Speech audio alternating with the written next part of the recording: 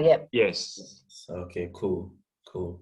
Yeah, so I'm just going to briefly introduce a novel software visualization tool called Gravity++. So Gravity++, it's a little extension on one of my PhD prototypes. So my second PhD prototype is called Gravity, for graph-based visualization software system. So we introduced a completely different interaction mechanism, a model for Gravity++. So that's the reason you have the plus in front of it. So the implementation this time wasn't done by me, was done by a student I had for the summer with my FIT ECRO grant. So what's Gravity all about? Typically, for general visualization systems, you have a single interaction model. For example, Tableau or Polaris, as it was called when it was developed as a PhD prototype, uses a particular language called VSQL. So VSQL, you query database or whatever data source that you have, and then it builds the visualizations using the data and also using the particular visual channels and visual idioms that you have to create a visualization or visualization specification. So for Gravity++, we thought, why not decouple the three different domains? Why have a single domain? Why not decouple it into three different aspects that are loosely coupled? So let's have our data domain separately. Let's have interaction domain, and let's have a visualization domain. And then let's loosely couple all three aspects of these together. And because of the way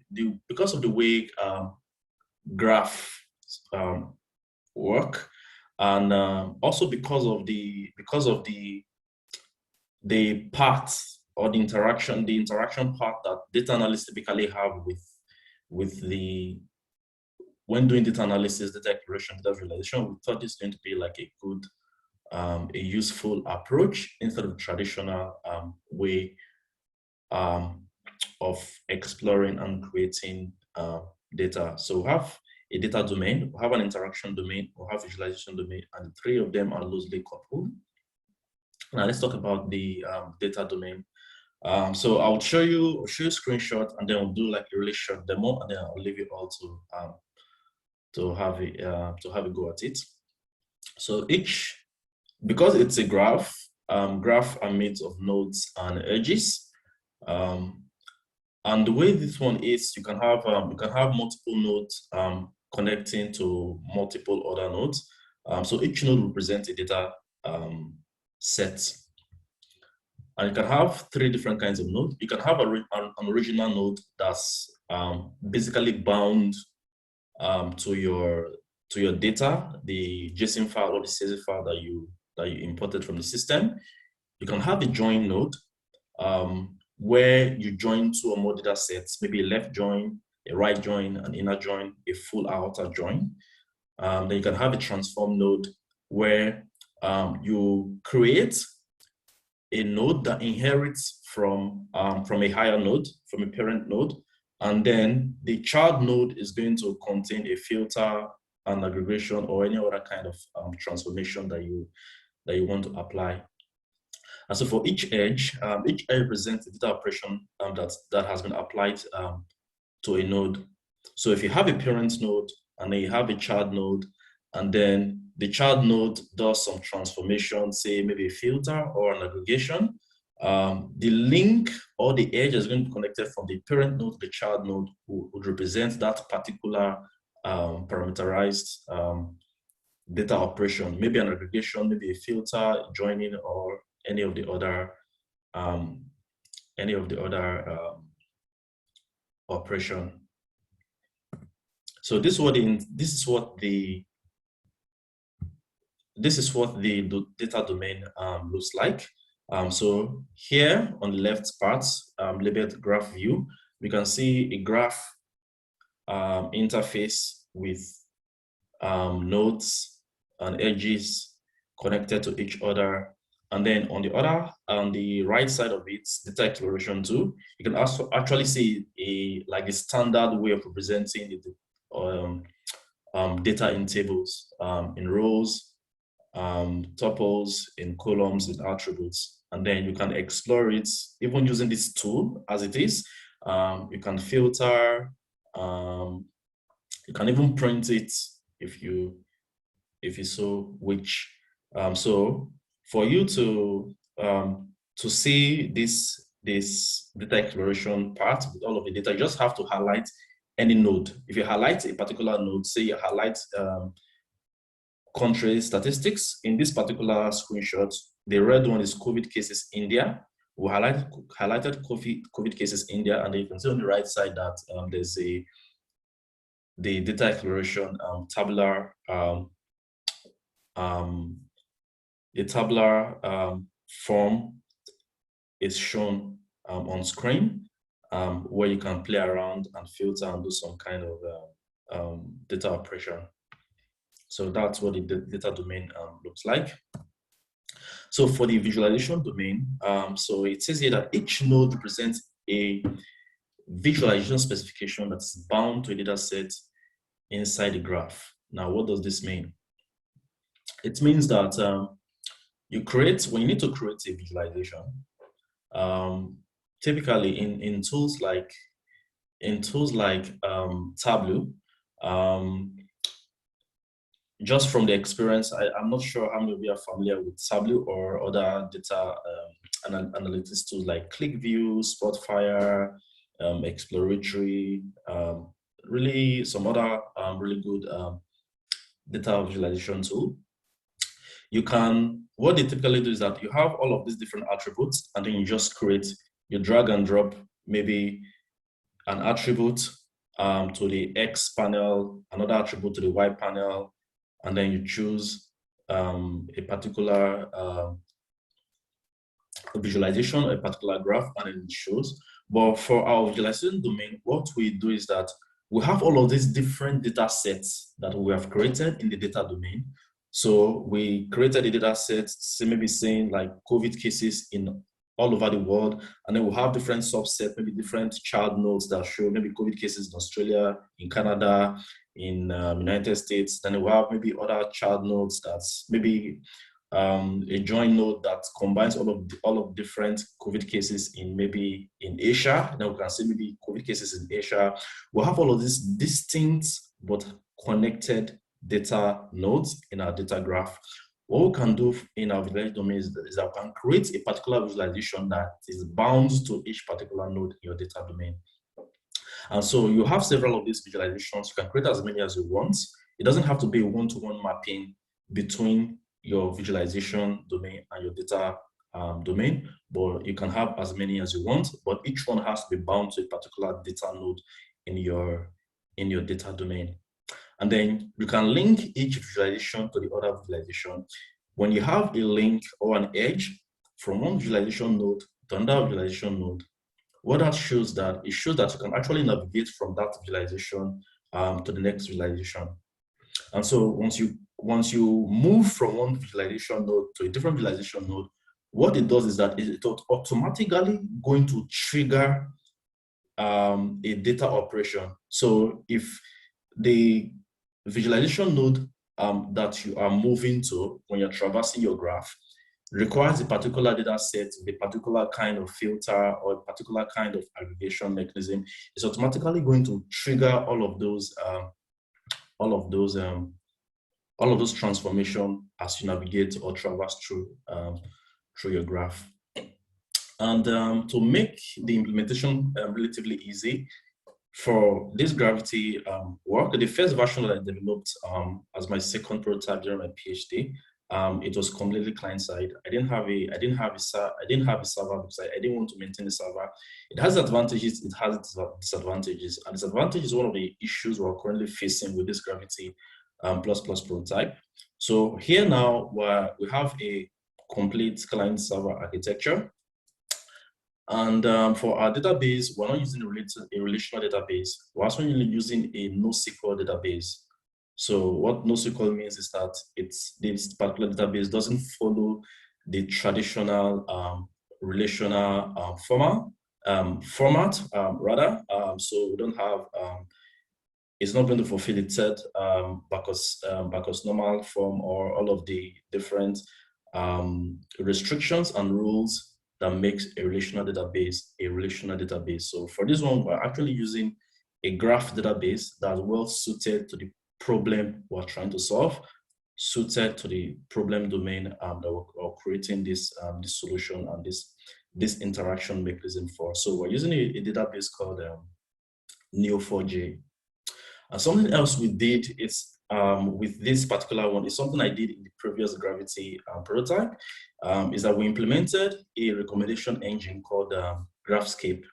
So GraphScape, what GraphScape does, it generates charts sequences based on the attributes of the data and also based on the attributes of the visualizations. So you have your visual idioms, right? And so the combination of your visual idioms would give you your visual channels. So from your visual channels, you create a visual template or a graph or a visualization.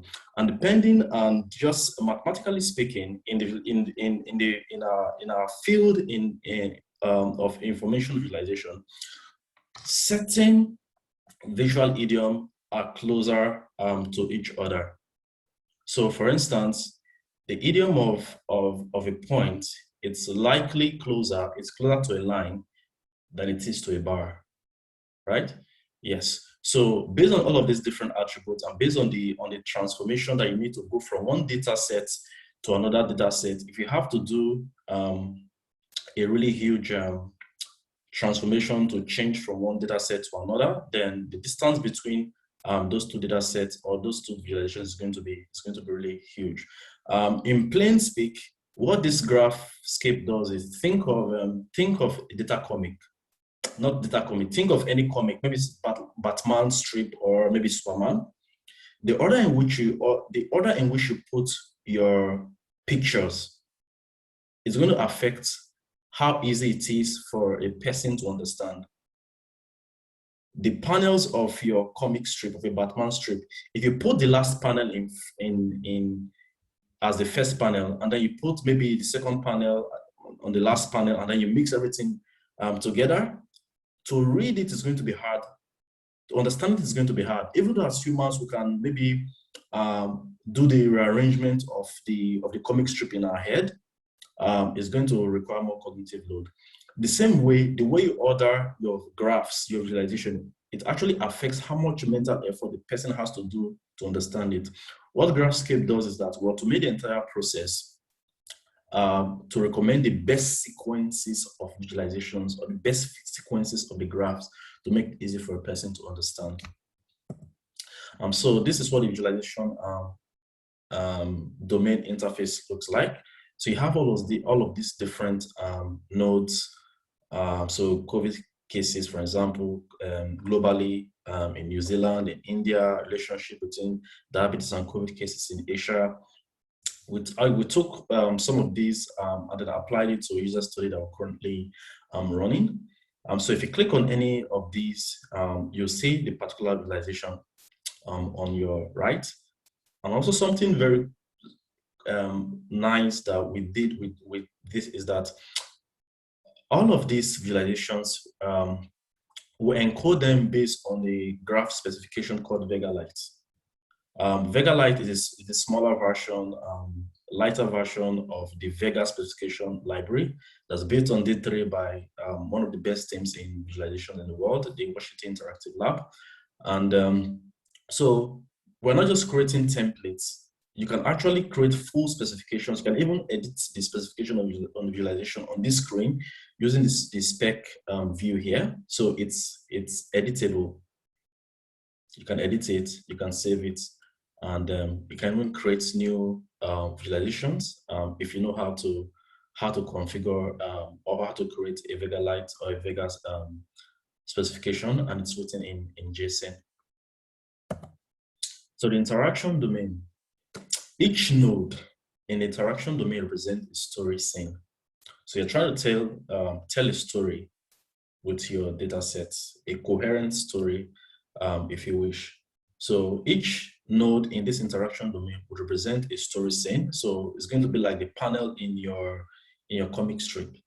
So, but here now, each scene could contain one or more charts, and then each edge will represent a transition between scenes. So essential is like going through the comic strip. So panel 1, panel 2, maybe panel 1, Batman comes in and then he sees Joker doing something bad, and then panel 2, he challenges the Joker, something of that sort. So, but instead of Batman and Joker, we're using graphs or visualizations.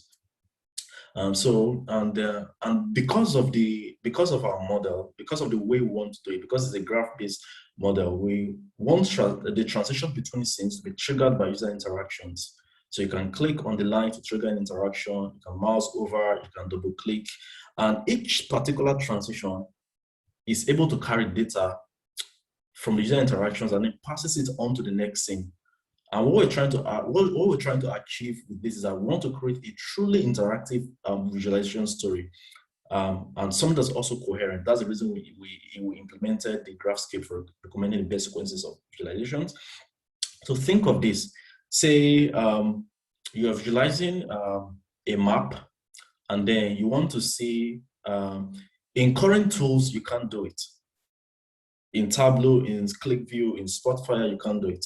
Say if you want to do it, you have to manually do it for each. I'll give you a very good example. Say you're visualizing COVID cases you can do it if you're good in programming. You can use the 3JS, but if you want to use like off the shelf BI service tools, you can do it. So say you want to visualize Melbourne, no, the world, all of the COVID cases in the world. So you have the world map, right? You can see, and then we encode the severity of the COVID cases in colors, and of course, we do all of different aggregation that we need to do to make sure that we have everything correct. And then say in that world map, you want to see what's happening in Australia. What would be nice for you to just click on Australia, and then it goes from that world map to a visualization of Australia, just specific to Australia, maybe a line graph showing progression of COVID cases, and then if you want, then you want to roll up, go back to the world map. You go back to the world map, you say, okay, I want to go to Canada, I want to go to China, so just move, you can go in, go out without having to create all of these different countries by yourself. It's one of our goal is to create that truly interactive and coherent visual story. And that's the last part of our domain. So we have the data domain, the visualization domain, and the interaction domain. So this is what the interaction domain looks like. So you have COVID cases globally. If you click on a symbol, so we have that. You click on the symbol, it takes you to COVID cases comparison between India and New Zealand.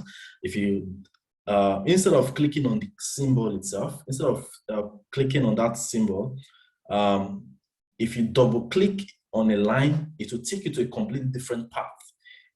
So you have an alternative path. You have the one you can go to by clicking on the symbol. Then you can take an alternative path, because that's the beauty of graph. It doesn't have to be linear. It doesn't have to be linear. So you double click on the line, it takes you to a totally different path that shows the relationship between diabetes and the total cases of COVID in Asia. And of course, we're also trying to, in the previous version that I built, I had a presentation, a minimalist presentation feature where you can input your name, the dates, your institution. You can then give a presentation, record the screen, export your video. So for this one as well, you can bound a note to a scene. So you can take notes, highlight different parts, create headings in this note-taking part, and then you bound it to a particular scene, such that when you're presenting it, you can actually read the note like you do in a PowerPoint slide. So currently, we've done a couple of user studies, and they've been very useful. We've also gotten some feedback. So for future work, we're thinking of introducing recommendation engine called Compass SQL. We're going to have a richer library for data transformation. Currently, we are supporting Vega Lite, but Vega Lite is a bit restrictive. So we think we might open it up to using Vega itself, because Vega has more, you have more control, but then there has to be, you have to balance between control and between usability. So it's a balance that we're trying to find. So one of the ideas that we got from John and Huri, because Huri participated and gave us feedback, is a potential integration with Huri's Bida ML tool. And a suggestion that John gave is to integrate a tool that one of my previous supervisors built. That tool is for creating reusable and composable visualizations units. So all of these are areas we're thinking of exploring. And that brings me to the end of the